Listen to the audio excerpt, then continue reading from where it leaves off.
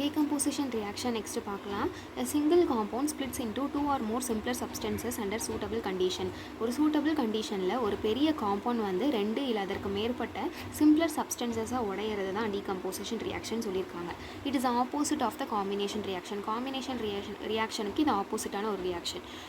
எப்படின்னு பார்த்தோன்னா அங்கே இந்த ஏபி அப்படிங்கிற ரெண்டு எலமெண்ட் சேர்ந்து ஒரு காம்பவுண்டை ஏபியாக ஃபார்ம் பண்ணுச்சு காம்பினேஷன் ரியாக்ஷனில். இப்போ டீகம்போசிஷனில் அது அப்படியே ரிவர்ஸில் நடக்குது. ஏபி அப்படிங்கிற காம்பவுண்ட் ஏ தனியாக பி தனியாக பிரியுது எலமெண்ட்டு. இந்த ஜென்ரலைஸ்டு ஸ்கீம் கொடுத்துருக்காங்க.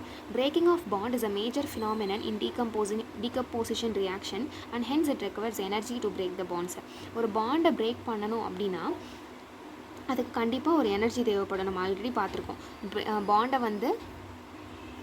ஒரு பாண்டை வந்து நம்ம பிரேக் பண்ணணும்னா நம்மளுக்கு எனர்ஜி தேவைப்படும். எனர்ஜி வந்து ஸ்பெண்ட் ஆகும். இது ஒரு பாண்ட் ஃபார்ம் பண்ணணும்னா எனர்ஜி வந்து ரிலீஸ் ஆகும். அதான் கொடுத்துருக்காங்க. Breaking of bond is a major phenomenon. Hence it requires energy to break the bonds. Depending on the nature of energy used in the decomposition reaction. எந்த types of energy வந்து அதில் involve ஆகிருக்குன்றதை பொறுத்து அது different டைப்ஸாக பிரிச்சிருக்காங்களாம். மொத்தம் 3 கிளாஸஸ் of இருக்குது decomposition ரியாக்ஷனில். Thermal decomposition reaction, electrolytic decomposition reaction, photo decomposition reaction.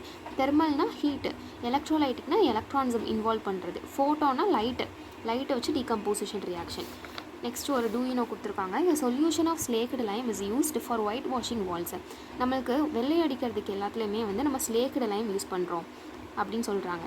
Slaked லைம்னா ஒன்றும் இல்லை, ஒரு கால்சியம் காம்பவுண்ட் தான். Calcium hydroxide react slowly with carbon dioxide in air to form a thin layer of calcium carbonate on the wall.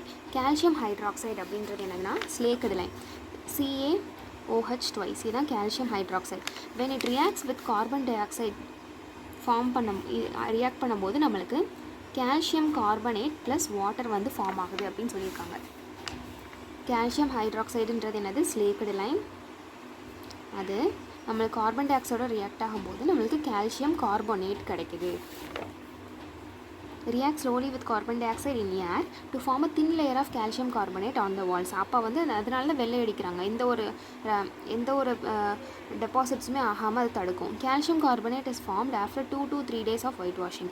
White washing வந்து நடிச்சதுக்கு அடுத்து ஒரு 2 to 3 days வந்து calcium carbonate compound நம்மளுக்கு ஃபார்ம் ஆகும் அப்படின்னு சொல்கிறாங்க அந்த வால்ஸில். And gives a shiny finish to the walls. அந்த வால்ஸ்க்கு ஒரு ஷைனி ஃபினிஷை கொடுக்கும். It is interesting to note that the chemical formula for marble is also CaCO3. Calcium மார்பிளோடதுக்கும் என்னது CaCO3 தான். கால்சியம் கார்பனேட்டுக்கும் CaCO3 தான்.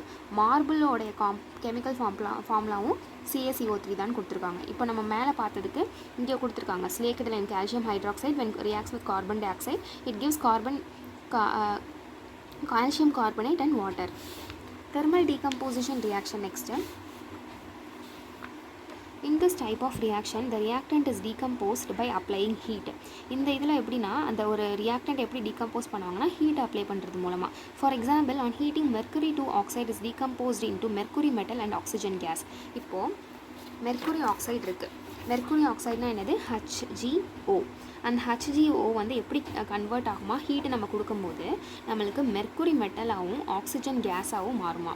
HgOன்றது மெர்க்குரி ப்ளஸ் ஆக்சிஜன் கேஸாக மாறுறது தான் என்னது? தெர்மல் டீகம்போசிஷன் ரியாக்ஷனுக்கு ஒரு example. As a molecule is associated by the absorption of heat it is otherwise called as thermolysis. ஒரு ஹீட் அப்சர்வ் பண்ணுறது மூலமாக அந்த மாலிகுல் டிசோஷியேட் ஆகிறதுனால அதுக்கு இன்னொரு பேரும் இருக்குமா? தெர்மல் டீகம்போசிஷன் ரியாக்ஷனுக்கு தெர்மோலைசிஸ்ன்ற பேரும் இருக்குது. லைசிஸ்னாலே வந்து என்னென்னா டெத்துன்னு அர்த்தம். பிரேக் இல்லை டெத்துன்னு அர்த்தம். அப்போ இங்கே டிசோஷியேட் ஆகிறதுனால அது தெர்மோலைசிஸ்னு சொல்கிறாங்க. It is a class of a compound to element decomposition. இந்த கிளாஸ் வந்து எப்படின்னா ஒரு காம்பவுண்ட் எலமெண்ட்டாக டீகம்போஸ் ஆகலாம், இல்லைனா ஒரு எலமெண்ட்டே வந்து டீகம்போஸ் ஆகிறது தான் என்னது இந்த கிளாஸில் வரும் அப்படின்னு சொல்கிறாங்க. ஃபார் எக்ஸாம்பிள் இங்கே ஒரு மெர்க்குரி நம்ம ஆல்ரெடி பார்த்தது. HgOன்றது ஒரு காம்பவுண்டு. ஏன்னா அதில் 2 எலமெண்ட்ஸ் இருக்குது. 2 எலமெண்ட்ஸ் சேர்ந்துச்சுன்னா அது ஒரு காம்பவுண்டாக மாறுது. அது வந்து டீகம்போஸ் ஆகி 2 எலமெண்ட்ஸை ஃபார்ம் பண்ணுது. மெர்க்குரி அண்டு ஆக்சிஜனாக மாறுது. பார்த்தோன்னா 2HgO gives 2Hg plus O2. நம்ம பார்த்தது தான் மெர்குரிக் ஆக்சைடு வந்து மெர்குரியாவும் ஆக்சிஜனாகவும் பிரியுது. Similarly, when calcium carbonate is heated, it breaks into calcium oxide and calcium carbonate. So when calcium carbonate CaCO3 வந்து எப்படி பிரேக் ஆகும்னா calcium ஆக்சைடாகவும் கார்பன் டை ஆக்சைடாகவும் பிரேக் ஆகுதுன்னு சொல்கிறாங்க. இது எப்படின்னா ஒரு காம்பவுண்ட் டீகம்போசிஷன். ஒரு காம்பவுண்டாக ஆல்ரெடி இருக்குது, பட் ஆனால் அது டீகம்போஸ் ஆனாலுமே ஒரு காம்பவுண்டாக ஃபார்ம் பண்ணுறது தான் என்னது compound decomposition. In thermal decomposition reactionல heat is supplied to break the bonds. thermal decompositionல bonds break பண்றதுக்காக heat supply பண்ணுவாங்க. such reaction in which heat is absorbed are called endothermic reaction. நல்லா பார்த்துக்கோங்க, ரியாக்ஷனில் 2 டைப்ஸ் இருக்கு. ஒன்று எண்டோதெர்மிக், இன்னொன்று எக்ஸோதெர்மிக். எண்டோதெர்மிக் எப்படின்னா, எக்ஸோதெர்மிக்னா எக்ஸோனாலே அவுட்டர்னு அர்த்தம். அப்போ ஹீட்டை வந்து வெளியில் அனுப்பும். ஹீட்டை வந்து என்ன பண்ணும், ரிலீஸ் பண்ணுறது வந்து எக்ஸோதெர்மிக் ரியாக்ஷன். எண்டோனா உள்வாங்குது. அப்போ எண்டோதெர்மிக்னா ஹீட் வந்து என்ன ஆகும், இங்கே அப்சார்ப் ஆகுது. அதை தான் இங்கே சொல்லியிருக்காங்க. எண்டோதெர்மிக் ரியாக்ஷன் எதனால், ஹீட் வந்து அப்சார்ப் ஆகிறதுனால. நெக்ஸ்ட் டைப்ஸ் ஆஃப் ரியாக்ஷன் வந்து electrolytic decomposition reaction. In some of the decomposition ரியாக்ஷனில் electrical energy is used to bring out about the reaction. Decomposition reaction பண்ணுறதுக்கு நம்ம எலக்ட்ரிக்கல் எனர்ஜியை யூஸ் பண்ணோமா அப்படின்னா அப்போ வந்து அதுக்கு பேர் என்ன தான் எலக்ட்ரோலைட்டிக்னா எலக்ட்ரான்ஸை வச்சு நம்ம எலக்ட்ரிக்கல் ப்ராசஸை வச்சு அந்த டீகம்போஸ் பண்ணுறோம்ல, லைட்டிக் பண்ணுறோம்ல, பிரேக் பண்ணுறோம். அதனால இது electrolytic decomposition reaction. Example, decomposition of sodium chloride occurs on passing electric current through it aqueous solution. அதோட NaCl அப்படின்ற ஒரு aqueous solution sodium chloride வந்து எலக்ட்ரிக் கரண்ட் நம்ம பாஸ் பண்ணும்போது எப்படி பிரியுமா, Naவும் Cl2வும் பிரியும் அப்படின்னு சொல்லியிருக்காங்க. Sodium chloride decomposes into metallic sodium and chlorine gas. So இங்கே எலக்ட்ரிசிட்டி பாஸ் ஆகிறதுனால இது எலக்ட்ரோலைசிஸ்னு சொல்லுவாங்க. நம்ம அப்போ பார்த்தோம்ல தெர்மோலைசிஸ், ஹீட்டால் பிரேக் ஆகிறதுனால அதுக்கு இன்னொரு பேர் வந்து தெர்மோலைசிஸ்ன்ற மாதிரி இங்கே எலக்ட்ரோலைசிஸ் அப்படின்னு சொல்லிடுவாங்க. Here a compound NaCl is converted into elements sodium and chlorine. NaCl வந்து சோடியமாகவும் குளோரினாகவும் பிரியுது. So it is a type of compound to element or element decomposition. இது வந்து என்னதுக்கு, இது ஆல்ரெடி ஒரு காம்பவுண்டாக இருக்குது, ஒரு எலமெண்ட்டாக கன்வெர்ட் ஆகுது. ஸோ இது காம்பவுண்ட் டு எலமெண்ட்டாகவும் இருக்கலாம், இல்லை ஒரு எலமெண்ட் டீகம்போசிஷனாகவும் இருக்கலாம் அப்படின்னு சொல்கிறாங்க. நெக்ஸ்ட்டு photo decomposition reaction அப்படின்னா light is another form of energy which facilitates some of the decomposition reaction. இங்கே வந்து பாண்ட்ஸை பிரேக் பண்ணுறதுக்கு நம்ம லைட் யூஸ் பண்ணுவோம், அது டீகம்போஸ் பண்ணுறதுக்கு. For example, when silver bromide is exposed to light, silver bromide அதாவது AgBr நம்ம லைட்டோட பாஸ் பண்ணும்போது it breaks into silver metal and bromine gas. Agயாகவும் bromine கேஸாகவும் மாறும். Br2னா bromine gas, சில்வர் ஏஜியாக கன்வெர்ட் ஆகுது அப்படின்னு சொல்கிறாங்க. அப்போது as a decomposition is caused by lighting, இங்கே ஒரு காம்பவுண்ட் AgBrன்ற காம்பவுண்ட் லைட்டை பாஸ் பண்ணுறதுனால டீகம்போஸ் ஆகிறதுனால இந்த ப்ராசஸ் பேர் என்னது, ஃபோட்டோலைசிஸ். இப்படி இந்த இன்னொரு இன்ஃபர்மேஷன் கொடுத்துருக்காங்க. சில்வர் புரோமைட் நம்ம இங்கே பார்த்தோம் இல்லையா, அந்த டீகம்போஸ் ஆகிறதுக்கு முன்னாடி இது லைட் எல்லோ கலரில் இருக்குமா சில்வர் புரோமைட். அப்போ வென் சன்லைட் வந்து அதில் படும்போது நம்மளுக்கு சில்வரி மெட்டல் கிரே கலரில் மாறுது. இந்த டீகம்போசிஷன் ரியாக்ஷன் அப்போது கலர் சேஞ்சஸும் நடக்குது, இதை பார்த்துக்கணும். சில்வர் புரோமைட் லைட் எல்லோலேருந்து கிரே கலரில் மாறுது. Next the yellow colored silver bromide turns into grey colored silvered metal. It is also a compound to element or element decomposition. ஒன்று காம்பவுண்ட் டு எலமெண்ட்டாக டீகம்போஸ் ஆகலாம், காம்பவுண்ட்லேருந்து எலமெண்ட்டாக decompose ஆகலாம், இல்லை ஒரு எலமெண்ட்டாகவே எலமெண்ட்டாக டீகம்போஸ் ஆகலாம் அப்படின்னு சொல்கிறாங்க. Single displacement reaction. Single displacement அப்படின்னா it is a reaction between an element and a compound. அப்போ வந்து ஒரு இதுக்கு பதிலாக ஒரு டிஸ்பிளேஸ் ஆகிறது அப்படின்னா என்ன, இப்போது நம்மளுக்கு ABC அப்படின்ற ஒரு காம்பவுண்ட் இருக்குது, A + BC அப்படின்ற ஒரு காம்பவுண்ட் இருக்குது. இந்த காம்பவுண்ட் வந்து எப்படின்னா A பாண்ட் Cயாகவும் ப்ளஸ் B தனியாகவும் ஆகுது. அப்போது Bக்கும் Cக்கும் நடுவில் தான் பாண்ட் ஆல்ரெடி இருக்குது. அப்போது இந்த A வந்து இந்த C பக்கத்தில் இணைஞ்சிச்சு அப்படின்னா இது ஒரு சிங்கிள் டிஸ்பிளேஸ்மெண்ட், ஒரே ஒரு விஷயம் டிஸ்பிளேஸ் ஆகிருக்கு. அப்போது அது சிங்கிள் டிஸ்பிளேஸ்மெண்ட் ரியாக்ஷன் அப்படின்னு சொல்கிறாங்க. when they react, one of the elements of the compound reactant is replaced by the element reactant to form a new compound and an element. Aவும் BCயும் சேர்ந்து, BCயும் நம்மளுக்கு வந்து ரியாக்ட் ஆகும்போது ஏசியாவும் பி தனியாக ஒரு எலமெண்ட்டாகவும் ஃபார்ம் பண்ணுது. the general schematic representation இது A displaces B. அப்போ A என்ன பண்ணுது அப்படின்னா B அப்படிங்கிற ஒரு எலமெண்ட்டை டிஸ்பிளேஸ் பண்ணி அது சியோட இணைஞ்சிக்குது. A தனியாக தான் இருக்குது. அப்போது பிசி காம்பவுண்டில் இருக்கும்போது இந்த A எலமெண்ட் என்ன பண்ணுனா பியை வந்து டிஸ்பிளேஸ் பண்ணலாம். அதான் கொடுத்துருக்காங்க. இந்த வேர்ட் ரொம்ப முக்கியம். A displaces element B from the compound BC and hence a single displacement reaction occur. If zinc metal is placed in hydrochloric acid, அப்போ வந்து இங்கே எக்ஸாம்பிள் கொடுத்துருக்காங்க. ஜிங்க்ன்றது ஒரு HClோட ரியாக்ட் பண்ணும்போது நம்மளுக்கு zinc chloride plus hydrogen case evolve ஆகுது. Zinc மெட்டல்ன்றது ஒரு hydrochloric ஆசிடோட react பண்ணும்போது நம்மளுக்கு என்ன ஆகுதா, இந்த ஹைட்ரஜனை வந்து அதை டிஸ்பிளேஸ் பண்ணிவிட்டு அது சிஎலோட சேர்ந்துக்குது. ZnCl2 ப்ளஸ் ஹைட்ரஜனாக மாறுது. இங்கே அனதர் எக்ஸாம்பிள் கொடுத்துருக்காங்க. அயன் வந்து காப்பர் சல்ஃபேட், அதாவது CuSO4ஓட ரியாக்ட் பண்ணும்போது காப்பரை அயன் வந்து என்ன பண்ணுதான், காப்பரை டிஸ்பிளேஸ் பண்ணுது. ஏன்னா இது தனியாக தான் இருக்குது, இது வந்து ஒரு காம்பவுண்டாக இருக்குது. அப்போ இது டிஸ்பிளேஸ் பண்ணுதுன்றப்போ இந்த காப்பர் தனியாக போயிடுது, FeSO4 தனியாக வந்துடுது. If an ionyl is placed in an aqueous solution of copper 2 sulfate as shown in figure, the ion displaces copper from its aqueous solution and the so formed copper deposits over the ion nail. இப்போ இந்த ரியாக்ஷனை வந்து தான் இங்கே நடத்திருக்காங்க. ஒரு copper sulphate solution எடுத்திருக்காங்க. அந்த copper sulphate சொல்யூஷனில் ஒரு அயன் நெயில், ஒரு இரும்பு நெயிலை வந்து போட்டிருக்காங்க. அப்போ அந்த காப்பர் வந்து என்ன பண்ணுதுன்னா தனியாக செக்ரிகேட் ஆகி அந்த அயன்ஸ்மா இங்கே நம்மளுக்கு ரஸ்டிங் ப்ராசஸ் வந்து நடக்கிற மாதிரி காட்டுறாங்க. அதில் போய் டெபாசிட் ஆகிற மாதிரி காட்டுறாங்க காப்பர் வந்து. It is easy to propose so many reaction of this kind with different combination of reactants. இது மாதிரி நிறைய காம்பினேஷன்ஸை வந்து நம்ம மேட் பண்ணலாம் அப்படின்னு சொல்கிறாங்க.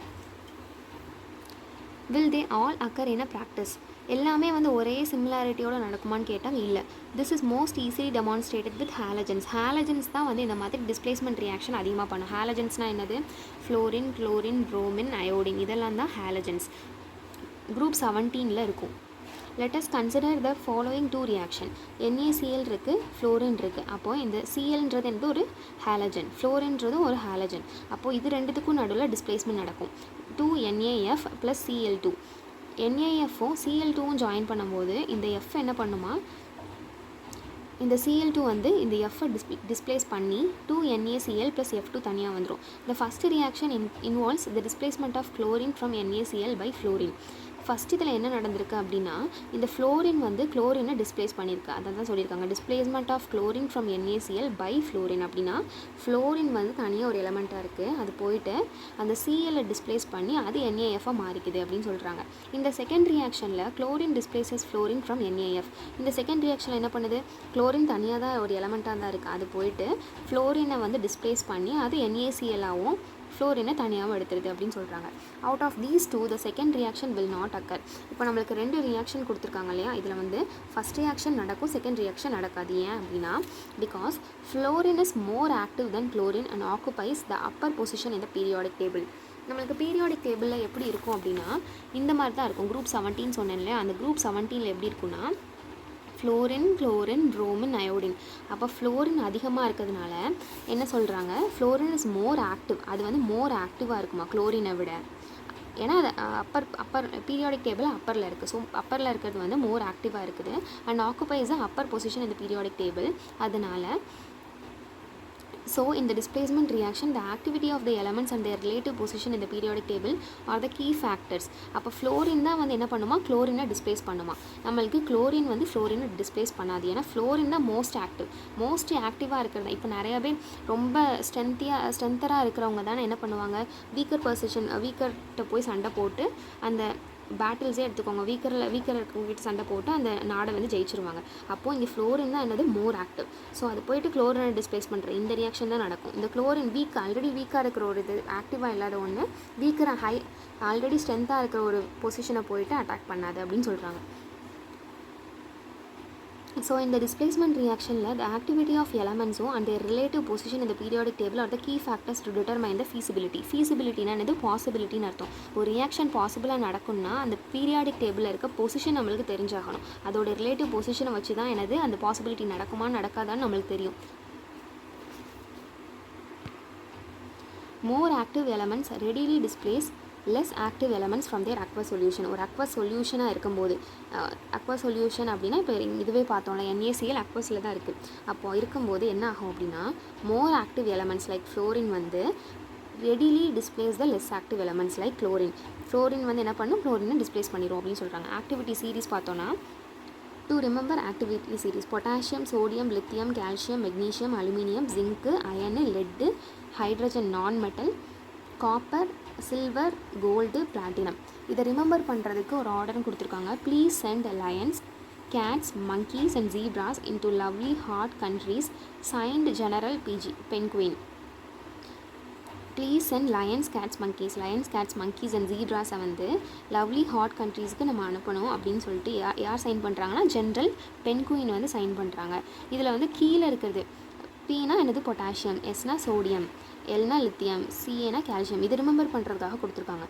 எம்ஓனா மெக்னீஷியம், ஏனா aluminium, Z zinc, I iron, L lead, ஹச்னா hydrogen, C copper, S silver, G gold, P platinum. இதில் கீழே இருக்கிறது வந்து லீஸ்ட் ரியாக்டிவ், மேலே இருக்கிறது மோஸ்ட் ரியாக்டிவ். மோஸ்ட் ரியாக்டிவ் தான் என்ன பண்ணும், லீஸ்ட் ரியாக்டிவை டிஸ்பிளேஸ் பண்ணும். Next double displacement reaction. when two compounds react if their ions are interchanged, ரெண்டு காம்பவுண்ட் ரியாக்ட் ஆகும்போது அயான்ஸ் வந்து இன்டர்சேஞ்ச் ஆச்சு அப்படின்னா அது டபுள் டிஸ்பிளேஸ்மெண்ட் ரியாக்ஷன் அப்படின்னு சொல்கிறாங்க. the ion of one compound is replaced by the ion of another compound அப்படின்னு சொல்கிறாங்க.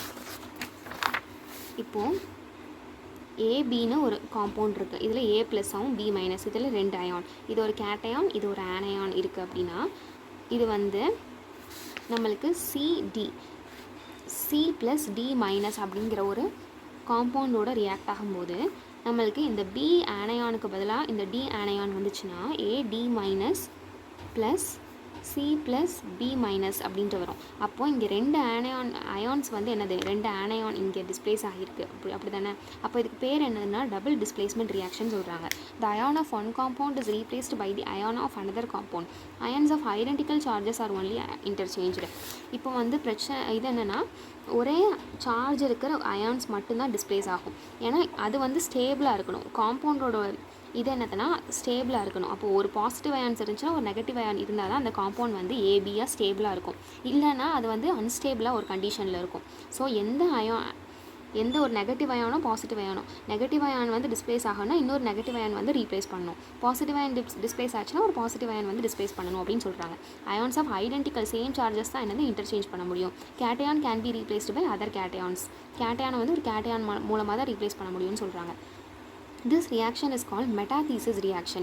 இந்த ரியாக்ஷனுக்கு இன்னொரு பேர் என்னதுன்னா metathesis reaction அப்படின்னு சொல்கிறாங்க. For a double displacement reaction to take place, one of the products must be a precipitate or water.